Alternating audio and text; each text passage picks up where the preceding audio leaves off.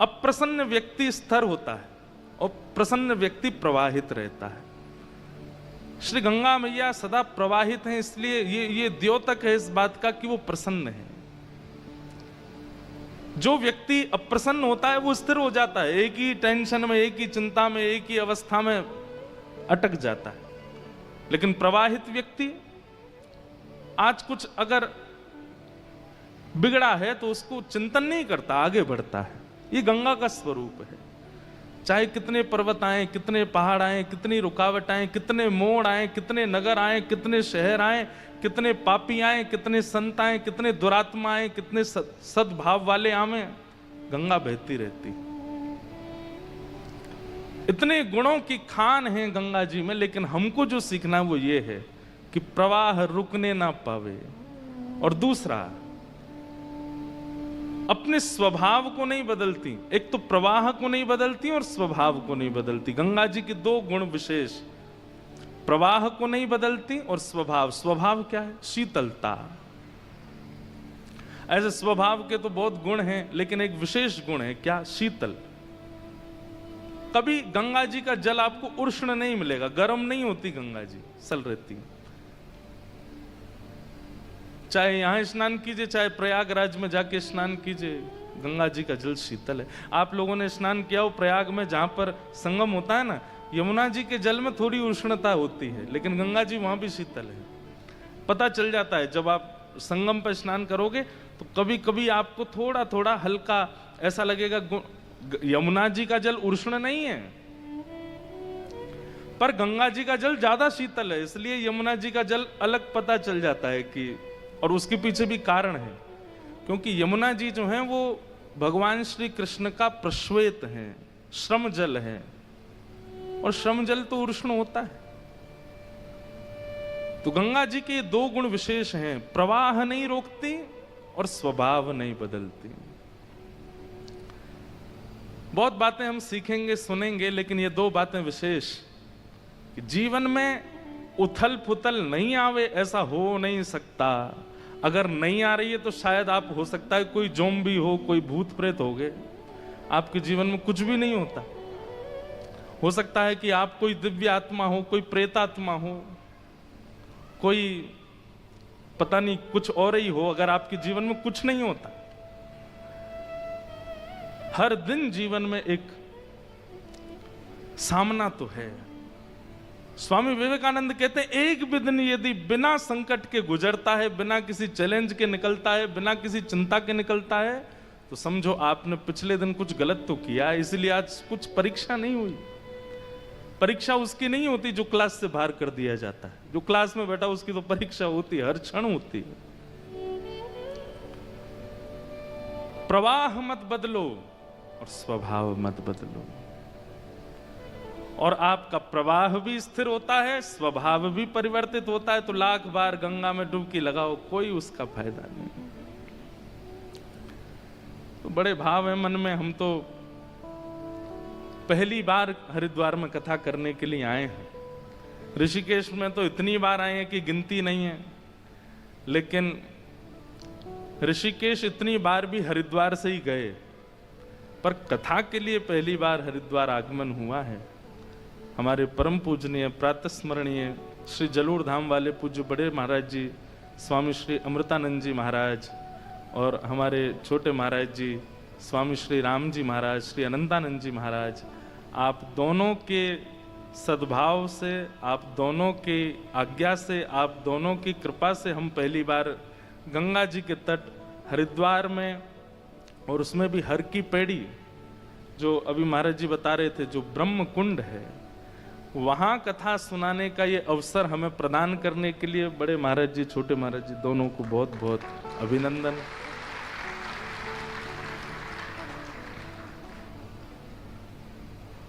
ये कथा भी गंगा जी के लिए होती है,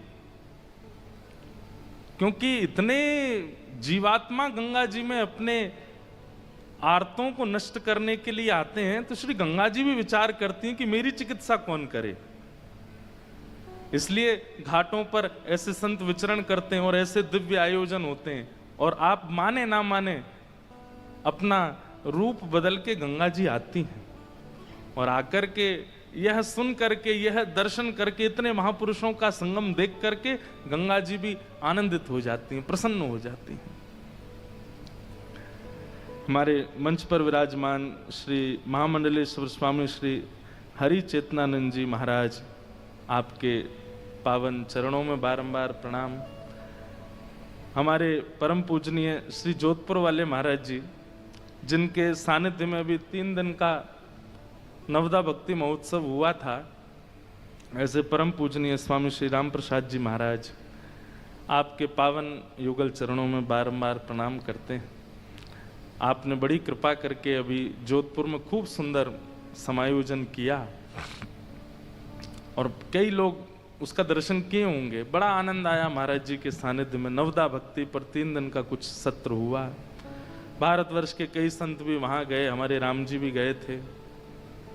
ऐसे पूज्य महाराज जी को बारंबार प्रणाम करते हैं।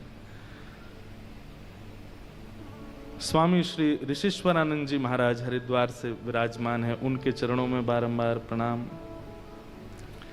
एवं श्री गोविंद राम जी महाराज जोधपुर से विराजमान है, उनको भी प्रणाम। साथ ही डॉक्टर स्वामी श्री हरिहरानंद जी महाराज हरिद्वार से, उनको भी बारंबार प्रणाम। भागवत के सरस वक्ता स्वामी रविदेव जी महाराज, उनको भी बारंबार प्रणाम। एवं विराजमान सब संत महापुरुषों को सबको प्रणाम। वही बात है कि महाराज जी कह रहे सबका नाम बोलें तो इतना समय निकल जाए, तो सबको वंदन करते हैं, पावन युगल चरणों में सबको प्रणाम करते हैं, भागवत की मंगलमयी कथा में प्रवेश करते हैं। आज प्रथम दिन है और ठीक 4 बजे हम आके बैठ गए महाराज जी। क्या आनंद आया आज, हैं बिल्कुल समय से। ये हमारे महाराज जी की कृपा है, नहीं तो कहीं ना कहीं कथाओं में हम लेट नहीं होते महाराज जी, लोग ही कहते हैं थोड़ा देर से आइए, सब हो जाए व्यवस्था, फिर आइएगा। लेकिन आज से ये कथा का प्रारंभ मंगल में हो गया है। आप सब लोग बहुत ध्यान से पहले कुछ बातें सुन लीजिए।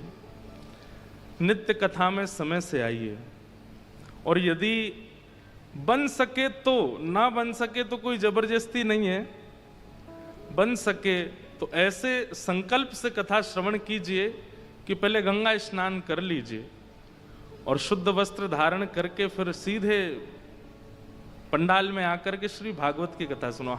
हमारी योजना ऐसी आज तो नहीं बन पाई, पर कल से हम प्रयास करेंगे कि ऐसी योजना बन जाए कि गंगा स्नान करके ही सीधे मंच पर आवें, अपरस में ही आके कथा सुनावें। उसका आनंद कुछ और होगा। तन पवित्र करके आए, फिर मन पवित्र करें, बुद्धि पवित्र करें, आत्मा। ये परिवर्तन के लिए है। बहुत ध्यान से सुनिएगा, सब लोग इधर देखो। बिल्कुल कथा श्रवण मनोरंजन नहीं, मनोमंथन है। यहां आकर के आप परिवर्तित होकर के नहीं जाते हैं तो फिर ये आपका भी समय व्यर्थ हुआ और आपने दूसरे का भी समय व्यर्थ किया। श्री शुकाचार्य जी ने परीक्षित को एक ही कथा सुनाई, एक ही कथा में उद्धार हो गया। यहां हमारी अनंत कथाएं सुनने के बाद भी हमारे जीवन में परिवर्तन नहीं है। इस नमक में आयोडीन की मात्रा सही, इसमें है जो बात और मैं नहीं, भी हमारे जीवन में परिवर्तन नहीं है। इसलिए परिवर्तन की भावना से कथा श्रवण कीजिए। हम लोग भक्त चरित्र सुनते हैं, चैतन्य महाप्रभु की एक वाणी सुनकर के रूप सनातन गोस्वामी वृंदावन की खोज कर लेते हैं। हितरवंश महाप्रभु का एक उपदेश सुनकर के अत्यंत वीतराग, अत्यंत विद्वान श्री हरिराम व्यास वृंदावन में ऐसी निष्ठा कर लेते हैं।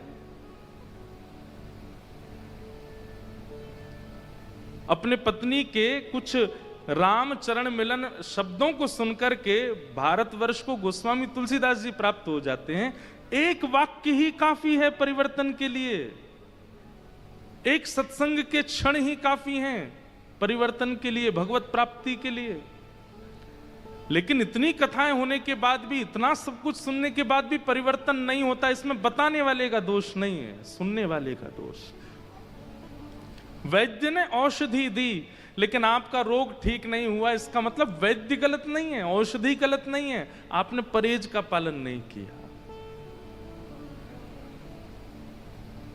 आपको डायबिटीज हो गई, डॉक्टर ने दवाई दे दी, 6 महीना बाद जब शुगर चेक किया तो 350। डॉक्टर बोला तुम समय से दवाई ले रहे थे? बोले हाँ ले रहे थे। सब कुछ बिल्कुल जैसे मैंने बताया वैसे कर रहे थे? हाँ। सुबह नाश्ता क्या करते थे? बोले कचौड़ी का। दोपहर में भोजन क्या करते थे? रसमलाई का। रात में सोते समय क्या पाते थे? बोले रबड़ी पाके सोते थे। तो भाई तुम कितनी भी औषधि लो, परिवर्तन तो नहीं होगा ना, रोग तो ठीक नहीं होगा। परिवर्तन की भावना से कथा में विराजो। वक्ता अपना कार्य करेगा, कथा अपना कार्य करेंगी, आप अपना कार्य करो, सावधानी रखो। तो कथा सुनने के पूर्व अगर बन सके तो, नहीं बन सके तो कोई जबरदस्ती नहीं। गंगा तब दर्शनात् मुक्ति, दर्शन से भी मुक्ति मिल जाती है, लेकिन फिर भी स्नान करके। अच्छा, गंगा जी के स्नान की भी विधि है, ध्यान से सुनिएगा, ये तो करना है। गंगा जी में कभी भी अपवित्र अवस्था में स्नान नहीं करना चाहिए। प्रयास कीजिए कि पहले आप जहां रुके हैं, जिस आश्रम में, जिस जगह पर, पहले वहां स्नान कर लीजिए। स्नान करने के बाद में शुद्ध वस्त्र पहनिए।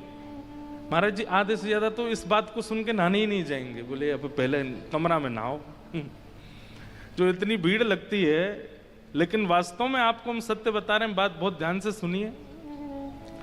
पहले अपने स्थान पर स्नान कर लीजिए, बिल्कुल जैसे किसी विवाह में जाने के लिए तैयार होते हैं ऐसे तैयार होइए, बिल्कुल शुद्ध। गंगा कोई ऐसे जलाशय नहीं है कि बस कूद गए जाके, स्विमिंग पूल थोड़ा ही है, मंदिर है, साक्षात चलायमान मंदिर है हरि का। वहां पवित्र अवस्था में जाइए, और फिर पवित्र अवस्था में जाकर के पहले तो गंगा जी का दर्शन करके प्रणाम करो। उसके बाद कुछ अगर पुष्प नैवेद्य हो तो पहले गंगा जी का आचमन करो, पूजन करो। अपने दाहिने हाथ में जल लेकर के सबसे पहले माथे से लगाओ, कंठ से लगाओ, आंखों से लगाओ, आचमन करो, संकल्प करो, प्राणायाम करो। नहीं हो सकते ये सब तो कुछ भी नहीं, तो केवल जल माथे से लगाओ, प्रणाम करो, और प्रणाम करके गंगा मैया से एक वचन जरूर दो, हे मां जय। हमने ऐसा श्रवण किया कि आप पाप मुक्त करती हैं, जय हो। सब संत महापुरुष पधारे, सबको बारंबार प्रणाम, सबके चरणों में बारंबार वंदन। ये भी चलते फिरते सब गंगा जी हैं, सबको वंदन करते हैं, जय हो।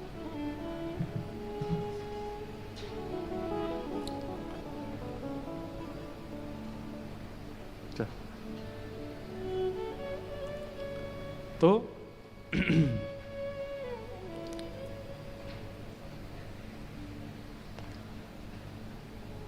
गंगा जी को सबसे पहले मस्तिष्क पर धारण करो, नेत्रों से आचमन करो, प्राणायाम करो, संकल्प करो। संकल्प का मतलब क्या होता है? हे मां, हमने सुना है कि आप पाप निवृत्त करती हैं, हमने सुना है कि आप व्यक्ति के जीवन को पवित्र करती हैं। हम निवेदन करना चाहते हैं कि हे गंगा मैया, हमारे अंदर बहुत अवगुण हैं, सद्गुणों की तो कोई ऐसी जगह नहीं है हमारे अंदर, पर अवगुण बहुत हैं। लेकिन ये अवगुण एक मेरे अंदर ऐसा है जिस अवगुण से बहुत लोगों को मैंने खो दिया, बहुत लोग मेरे जीवन से चले गए, और मुझे स्वयं भी पीड़ा होती है कि ये अवगुण मेरे अंदर क्यों है। मैं इस अवगुण का नाश करना चाहता हूं, हे गंगा मैया आप कृपा करो, मेरा ये अवगुण समाप्त हो। चाहे वो क्रोध का है, चाहे वो काम का है, चाहे वो लोभ का है, चाहे वो ईर्ष्या का है, चाहे वो द्वेष का है, चाहे वो कुछ बहुत अभद्र खाने का है, पीने का है, अशुद्ध वचन बोलने का है, ये जो भी अवगुण हैं, उस अवगुण की शिकायत कीजिए गंगा मैया से, उसका संकल्प लीजिए, आप इस अवगुण को नष्ट कर दीजिए। मैं वचन देता हूं कि पुनः ये अवगुण मेरे अंदर ना उत्पन्न हो, इसकी मैं पूरी सावधानी रखूंगा। और ऐसा कह के अपने वस्त्र, कुछ वस्त्र तो होने चाहिए शरीर पर, और वस्त्र उतार के फिर गंगा जी में प्रविष्ट हो जाओ। गंगा जी में शरीर को मलना नहीं चाहिए। गंगा जी में किसी भी प्रकार की किसी वस्तु से अपने शरीर को साबुन लगा रहे हैं, शैम्पू लगा रहे हैं, इससे तो पाप और होता है। गंगा जी में स्नान करो और साक्षात, अब बंधुओं देखो कितनी अच्छी बात, ये विचार करके नहीं कि ये नदी है, ये विचार करके नहीं कि ये जलाशय है, ये विचार करके कि साक्षात संचिंतयेत भगवतस् चरणार विंदम, श्री राधा रमण लाल जी के परम कोमल चरणों का स्पर्श करके ये पावन शीतल जल आ रहा है। कैसे ठाकुर जी के नख हैं, कैसे ठाकुर जी के अंगुष्ठ हैं, कैसे चरण हैं, उनका स्पर्श करते हुए जलाशय आ रहा है। ये भावना चित्त में धारण करके फिर उसमें गोते लगाओ। कितना पवित्र स्नान है गंगा जी का, कितनी पवित्रता से स्नान होता है गंगा जी का, लेकिन हम कैसे करते हैं? तीसरी सीढ़ी पर चढ़ गए, हट जाओ सबरे, कूदूंगा मैं। हम लोग उसको जलाशय और स्विमिंग पूल बना देते हैं। इसीलिए तो इतने लोग स्नान करते हैं गंगा जी में, फिर भी मानसिकता नहीं बदलती, फिर भी उनका व्यवहार नहीं बदलता, फिर भी उनका स्वभाव नहीं बदलता। अरे गंगा जी ने क्या नहीं दिया? आज रामचरितमानस पूरे विश्व को गंगा जी की भेंट है। इन्हीं के तट पर बैठ करके गोस्वामी तुलसीदास जी महाराज रचना करते हैं, यमुना जी के तट पर बैठ करके गोस्वामी जी चिंतन करते हैं, श्रीमद वल्लभाचार्य जी महाराज इन्हीं तट पर बैठ करके भगवान का दर्शन करते हैं, चैतन्य महाप्रभु बार बार काशी में जाकर के गंगा तट पर बैठ करके हरिस्मरण करते हैं। जहां जहां गंगा जा रही हैं वहां वहां पीछे पीछे मानो जैसे महादेव चल रहे हों, और ऐसी गंगा जी हमारे जीवन को परिवर्तित नहीं कर पा रही। इसमें दोष हमारा है, क्योंकि स्नान की विधि नहीं पता हमें। गंगा जी में स्नान करो, गंगा जी में स्नान करो। बस होड़ एक चीज याद रहती है सब लोगों को कि घर के कितने लोगों की डुबकी लगानी है। माता जी की, पिताजी की, दादी की, दादा की, जो नहा के बाहर निकल, ए सुन मामा की भी लगा ले, मामी की, मामा की, बच्चों की, उनकी कंपटीशन चल रहा है, कौन ज्यादा डुबकी लगाएगा, कौन ज्यादा। अरे ये सब नहीं। ठीक है, थोड़ा किलोल तो स्वाभाविक है, हम मानव हैं, ऊधम तो हमारे छूटते नहीं, थोड़ा तो होता ही है, लेकिन पहले नियम का पालन कर लीजिए, पहले विधि का पालन कर लीजिए, उसके बाद थोड़ी देर गंगा जी मैया हैं, गोद में थोड़ा खेल लीजिए, लेकिन पहले नियम विधि का पालन कर लो। अपने इष्टों को प्रणाम, अपने गुरु को प्रणाम, अपने गुरु मंत्र का जाप गंगा जी में बैठ के करो। शुद्ध पर सबसे बड़ी बात, तन पवित्र की भावना नहीं रखनी है, स्वभाव परिवर्तन की भावना से गंगा स्नान होना चाहिए। मछली तो जन्म ही गंगा में लेती है, उसका पूरा जीवन गंगा में निकल जाता है, लेकिन वो गंगा तत्व को नहीं जान पाती, इसीलिए मछली ही रह जाती है। और प्राण त्यागने के बाद भी शायद सदगति, ऐसा नहीं कहेंगे कि अधोगति होती है, सदगति तो होती होगी, पर भगवत दर्शन संभवतः नहीं हो पाता होगा। गंगा जी से बाहर आओ, फिर जो वस्त्र गंगा जी में पहन के स्नान किए उनको ना गंगा घाट पर निचोड़ना है, ना धोना है, कुछ नहीं। और उसके बाद जो तौलिया आदि जो भी है वो गंगा जी में थोड़ी सी, उसको जो पवित्र है, जिसका भी उपयोग नहीं किया गया, उसको गंगा जी में ही धो करके उससे तन को थोड़ा पोंछ लीजिए, सूखे वस्त्र से नहीं। और फिर नवीन वस्त्र धारण करके अपना उर्धपुंड लगा करके उसके बाद गुरु मंत्र का जाप कीजिए। जिस नाम में आपकी निष्ठा है वो नाम का जाप कीजिए। और जगह तो नेत्र बंद करके कीजिए, लेकिन गंगा जी के घाट पर नेत्र खोल करके कीजिए। गंगा जी का दर्शन करते हुए नाम जप कीजिए, गुरु मंत्र का जप कीजिए। बस विचलित ना हो, इधर देखें इधर नहीं, गंगा जी को अखंड देखते रहिए। आप फिर हमको याद करेंगे। जो परिवर्तन का अनुभव अपने स्वभाव में, बुद्धि में, विचार में आप करेंगे, अद्भुत है। ऐसी गंगा जी, उनमें स्नान करो और स्नान करने के बाद अपना मंत्र आदि करने फिर आओ कथा में। और यहां बैठ कर के फिर 3 साढ़े 3 घंटे 4 घंटे कथा श्रवण कीजिए। महाराज 7 दिन में ही वो परिवर्तन का अनुभव आपको होगा, उस विचार का अनुभव आपको होगा। कभी स्वप्न में, कभी अनुभव में, कभी विचारों में, कहीं ना कहीं ठाकुर जी का अनुभव होने लग जाएगा। यही तो हमारे जीवन का उद्देश्य है।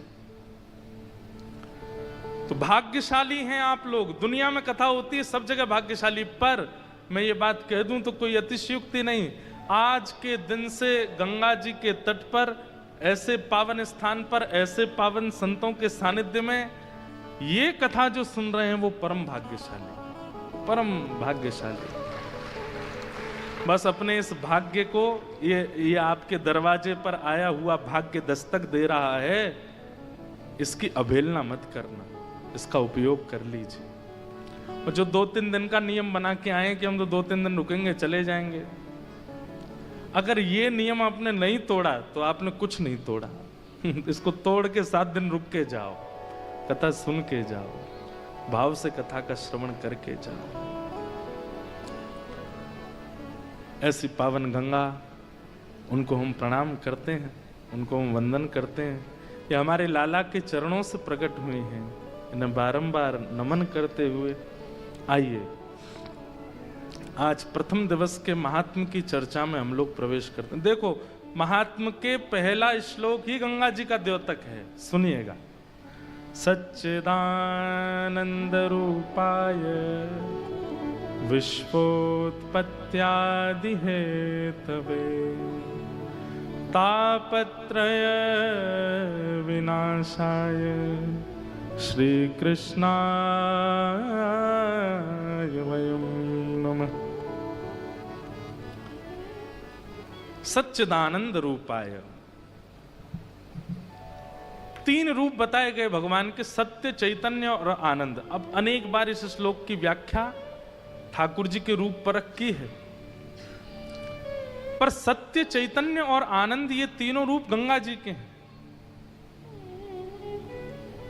सबसे पहला सत्य, गंगा जी सत्य है, इसलिए असद व्यक्ति का भी संस्कार किया जाता है तो भी गंगा जी उसको सत्य की प्राप्ति करा देती हैं। सब लोग इधर देखो, सावधानी से सुनिए बिल्कुल कथा। गंगा जी सत्य स्वरूप है। अब व्यवहार में ऐसा होता है कई बार कि मित्र मित्र आपस में कहते हैं, ये जो तू बात कह रहा हाथ में गंगा जल लेकर के कह दे। गंगा जल लेने में घबरा जाता है, नहीं गंगा जी नहीं लूंगा, मैं कह रहा हूं कि मैं कल से ऐसा नहीं खाऊंगा, कल से ऐसा नहीं पीऊंगा। नहीं नहीं, गंगा जल लेके कह हाथ में। गंगा जल लेने में क्यों इतनी हालत खराब होती है? क्योंकि वो सत्य स्वरूप है। उसे वो कहीं ना कहीं नास्तिक व्यक्ति भी इस बात को जानता है कि गंगा जल हाथ में लेकर के मैंने कोई संकल्प किया और उसकी पूर्ति अगर नहीं की तो मेरे को अधोगति का सामना करना पड़ेगा। गंगा जी सत्य स्वरूप है, सत्य है।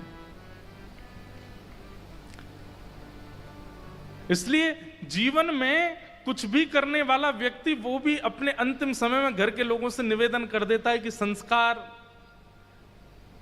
हो सके तो गंगा तट पर करना, नहीं हो सके तो कम से कम अस्थि विसर्जन तो गंगा जी में ही कर देना। क्योंकि उसे पता है कि जीवन में चाहे जो भी किया हो, लेकिन मेरी थोड़ी सी जो लाज बचाने की सामर्थ्य वो गंगा जी में है, वो मेरी लाज बचा लेंगी कैसे भी। गंगे गंगे तियो ब्रूयात योजना नाम सतैरपि मुच्यते सर्व पापेभ्यो विष्णु लोकम सगच्छति। आप लोग ऐसा मत सोचना गंगा परक अर्थ ही होगी पूरी, नहीं, लेकिन आज गंगा जी के तट पर बैठे हैं इसलिए थोड़ी निकल रही है बातें, सुन लीजिए। गंगा जी का पहला स्वरूप कि सत्य है। सत्य किसको मानेंगे? जिसके सामने असत्य का अस्तित्व नष्ट होता हो, वो सत्य है। जैसे गुरु के सामने सत्य वाचन करना ही पड़ता है। आप वहां रोक नहीं सकते स्वयं को। उनके सामने झूठ बोलने में घबराहट होती है, ऐसे ही गंगा है, गंगा के तट पर भी। एक बात मेरी बहुत ध्यान से सुनिएगा, जो गुरु के सामने भी असत्य बोलने में झिझकता नहीं है, जो दैव के सामने भी असत्य बोलने में व्याकुल नहीं होता, जो गंगा जी का जल हाथ में लेके बाद भी सत्य बोल देता है, वो राक्षस ही होगा।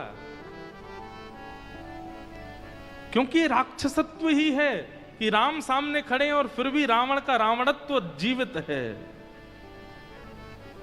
कई बार घटनाएं सुनने में आती हैं कि आजकल के युवा लोग गंगा जी के तट पर पार्टी करते हैं, कुछ भी खा लेते हैं, पीते हैं, पड़े रहते हैं गंगा जी में। ये रावणत्व नहीं है तो क्या है? ऐसी पवित्र गंगा जी के तट पर भी आप स्वयं को नहीं संभाल रहे हो। गंगा जी सत्य है। दूसरा, श्री गंगा चैतन्य है। वो जल नहीं है, जल भी कहीं ना कहीं जड़त्व में आ जाता है, लेकिन श्री गंगा चैतन्य है। हमने तो अपने जीवन में बहुत अनुभव किए हैं, कितनी भी घबराहट हो रही हो, थोड़ा भय लग रहा हो, चिंता हो रही हो, बहुत व्याकुलता जीवन में चल रही हो, आप एक काम कीजिए, घर में गंगा जल सबके होता है, तुरंत जाइए थोड़ा सा गंगा जल पान कर लीजिए। आपकी मानसिक और बौद्धिक क्लेशों को भी गंगा जी शुद्ध कर देती हैं, पवित्र कर देती हैं। गंगा जी का जल जल नहीं है, वो चैतन्य है, साक्षात प्रतिमूर्ति है, एक एक बिंदु में देव विद्यमान है, सत्य है, चैतन्य है और आनंद है। श्री गंगा जी आनंद है। जिन गंगा जी के तट पर ऋषिजन सदा आनंदित विचरते, आप कुछ मत करो, गंगा जी के तट पर घूमते रहो, आपको भोजन भी मिल जाएगा, आपको निवास भी मिल जाएगा, आपको वस्त्र भी मिल जाएंगे, आपको मित्र भी मिल जाएंगे, आपको संबंधी भी मिल जाएंगे, सब मिल जाएंगे। गंगा जी के तट पर सब सुलभ है, आनंद है। जीवन में प्राप्त करने वाला जो आनंद चाहते हैं, गंगा तट पर सब प्राप्त हो जाएगा। इसलिए सच्चिदानंद रूपाय, ये तीनों रूप गंगा जी के हैं। पहला सत्य, दूसरा चैतन्य और तीसरा आनंद। विश्वोत्पत्त्यादि हेतवे, विश्व की उत्पत्ति, पालन और प्रलय, तीनों की संभावना गंगा जी में है। विश्व का उत्पत्तिकरण भी गंगा जी से हो रहा है। हमारे भीतर जो सद्भावना प्रकट हो रही है वो गंगा जी की कृपा है।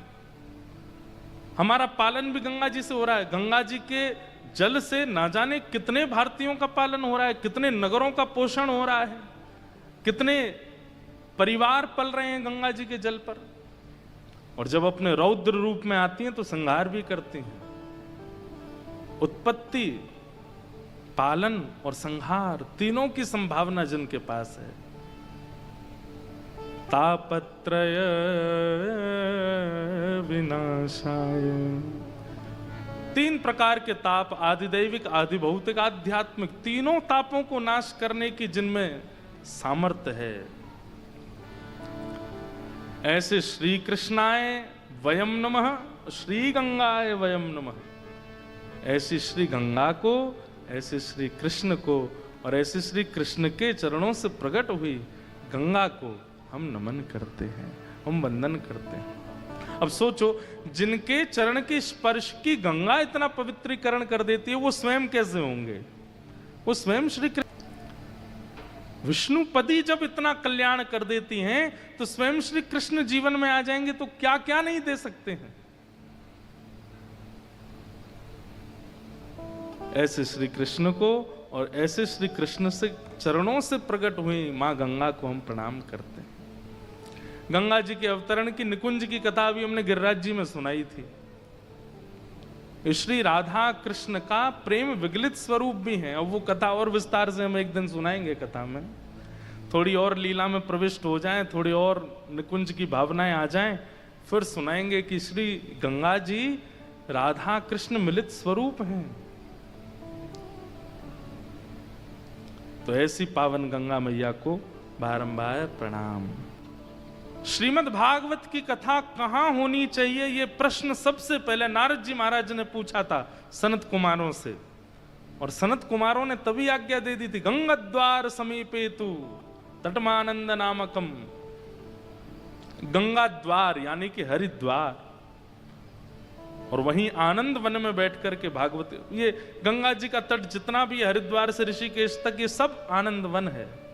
ये कथा, यहां कथा सुनना ये प्रोटोकॉल है, ये नियम है, ये शास्त्राज्ञा है।